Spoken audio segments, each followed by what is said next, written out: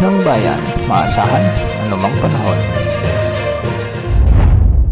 Magandang araw po sa ating lahat. Narito na ang latest update sa magiging lagay ng ating panahon ngayon at sa susunod na 24 oras. Sa kasalukuyan ay ang mainit na easterlies ang nakakaapekto ngayon sa malaking bahagi ng ating bansa. Samantala, patuloy naman nating minomonitor ang bagyong dating Lani at ngayon ay isa na itong severe tropical storm. Naglandfall na ito sa bahagi ng southern China at taglay pa rin nito ang lakas ng hangin na umaabot sa 110 km per hour malapit sa gitna at pagbugsong umaabot sa 185 km per hour.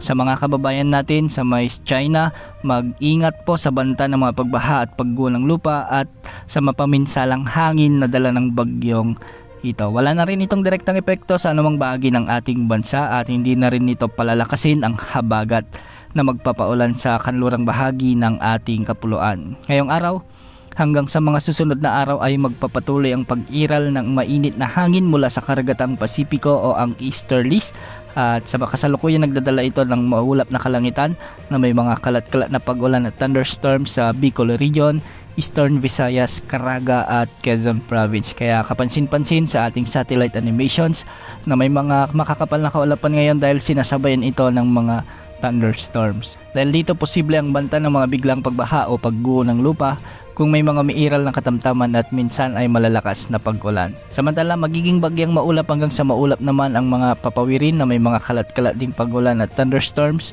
sa Metro Manila, Mimaropa, ang nalalabing bahagi ng Calabarzon, ang nalalabing bahagi ng Visayas at ang nalalabing bahagi ng Mindanao. Dulot pa rin ito ng umiiral na easterlies. Hindi rin naalis ang banta ng mga biglang pagbaha o pagguho ng lupa kung may mga umiiral na severe thunderstorms. Samantala, sa nalalabing bahagi ng Luzon ay asahan din ang bahagyang maulap hanggang sa maulap na kalangitan na may mga isolated rain showers and thunderstorms. Dulot ito ng mga umiiral na localized thunderstorms. Ngayong hapon may mga kalat-kalat na thunderstorms o severe thunderstorms tayong nakikita sa maraming lugar sa Luzon. Wala ring nakatas na gale warning sa anumang baybaying sakop ng ating bansa at ang mga pag-alon mula Luzon, Visayas at Mindanao ay posibleng umabot hanggang 1.5 meters o magiging banayad hanggang sa katamtaman ang mga pag-alon. Wala rin tayong namomonitor na babantang bagong sama ng panahon gaya ng LPA o bagyo na posibleng makaapekto sa ating kapuluan